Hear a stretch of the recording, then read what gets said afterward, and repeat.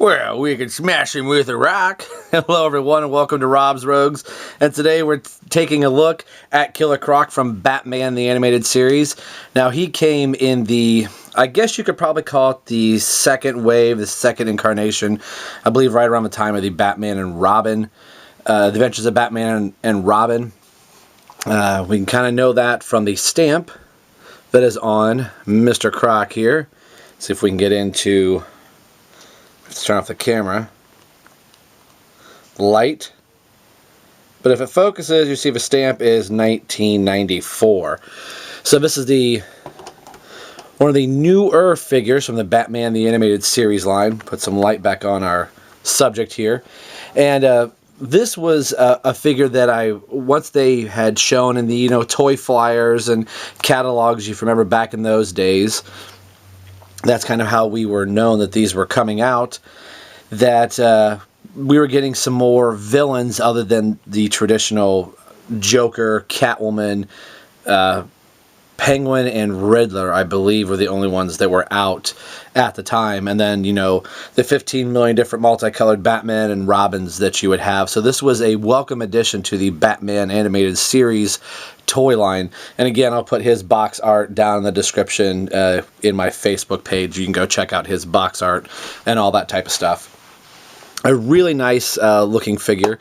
Again, if you were kind of comparing and going, back in time to 1994 or 93, as most of these figures were coming out, that, it's kind of hard to compare from, these type of figures that we're collecting now to here.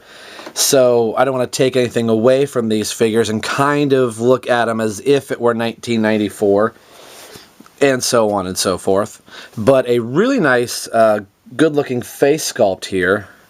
I do want to bring up one of my other figures if I have them right off the side here. I want to bring up the Joker again just to kind of show you. Now the Joker does have, some reds and greens and other colors. I think that's where Killer Croc is kind of lacking. Just kind of uses this gray body here. And they didn't bother to color his mouth. I think it would have really brought out the figure's likeness even more. I mean, it's a good representation of how he looks in the cartoon series.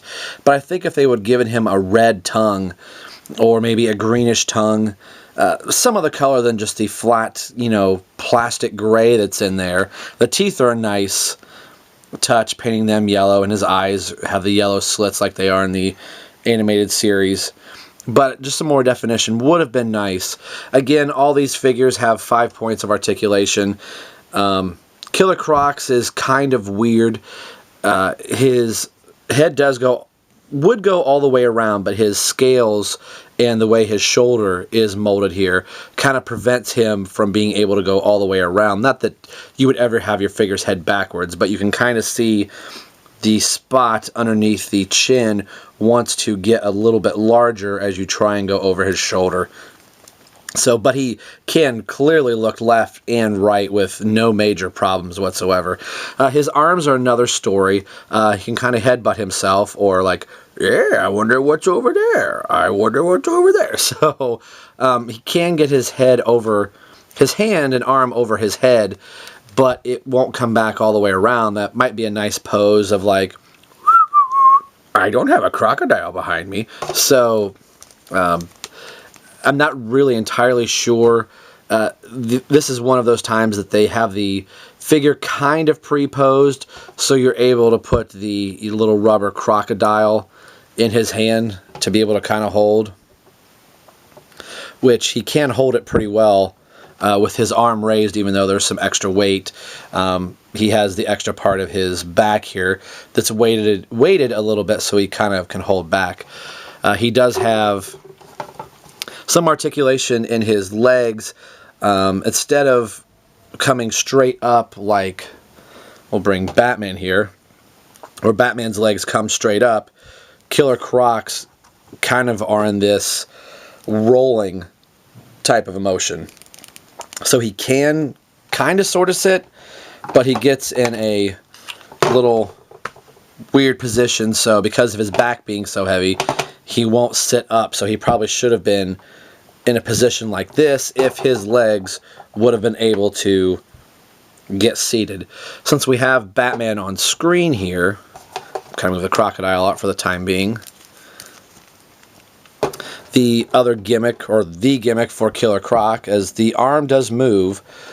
Again, suffers from the, I shouldn't say suffers, but it is able to go around. This one is the arm that actually suffers. Pardon me for saying that. But the gimmick for this Killer Croc is his punching action. So you could bring Batman up here and see, Batman doesn't want to fall down. There he goes.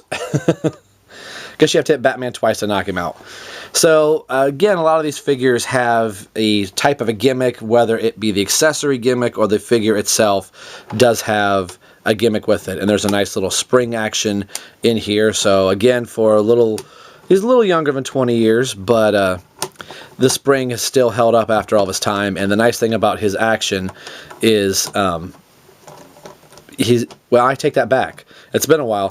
He can only use it in this pose. So once you get him up a little higher here, the arm does not want to come back, and that's probably just due to how it was made. So once there's a spot in here that opens up inside the shoulder that allows the spring to come back. So you can still maneuver his arms around him if need be.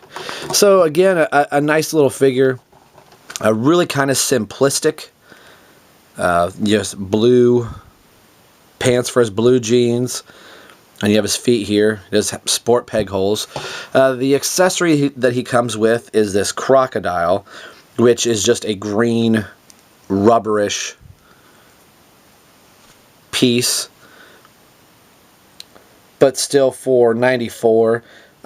Not a whole lot of paint detail at all. It's just the green mold that it was made in, but there's some decent amount of sculpting that's done to it to kind of show a little extra definition. And they did detail and sculpt the whole underneath side, so depending on how you have Killer Croc hold the crocodile, I think I probably said alligator, you can the detailing is done, very fairly well. So he was a nice figure to have, and actually usually when I have him standing on my shelf that I put him with this crocodile, I only think it is kind of fitting to do so. And a height difference, I think you could probably tell. The Killer Croc is taller than Batman, as which he should be. I did have the Joker here, so you can kind of see the heights from the Joker, Killer Croc to Batman. And that was something nice too that Mattel did, that each of the figures did house their own body. They didn't reuse an existing body, kind of like the DC-UC figures do. So it's not like the same body portions for Batman and Joker are exactly the same. Now when you get into the repainting, yes, they are using the same body, but for the individual figures, that is nice that they created individual molds for each individual figure. So this is one that I always liked, and he was the first figure that I bought out of this particular wave. So that's going to do it all for Killer Croc here. As always, stay tuned to Rob's Rogue, as we are going to be going through all of my Batman the Animated Series figures, and then there will be some other videos getting intermixed in between all of this. So as always, this has been Rob for Rob's Rogue, signing off, saying we will see you guys next time.